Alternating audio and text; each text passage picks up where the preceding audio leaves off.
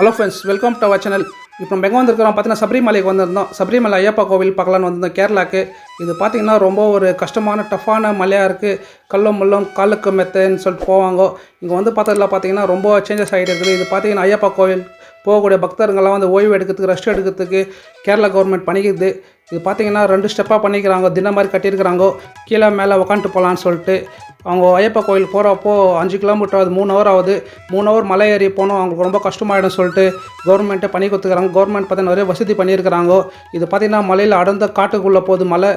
5 kilometre ஆகுது, 3 hour ஆகுது ஏறி இறங்குறதுக்கு. அந்த கோவிலில் பார்த்திங்கன்னா ஐயப்பா கோவில் நம்ம வந்து ரீச் ஆகிட்டோம். 3 ஹவர் நடந்து வந்து ஐயப்பா கோவில் ரீச் ஆகிட்டோம். ஐயப்பா கோயில் பார்த்திங்கன்னா ஒரு ரொம்ப கஷ்டமான போகிறது வர்றது, ரொம்ப ஒரு 3 ஹவர்கிட்ட ஜர்னி ஆகுது.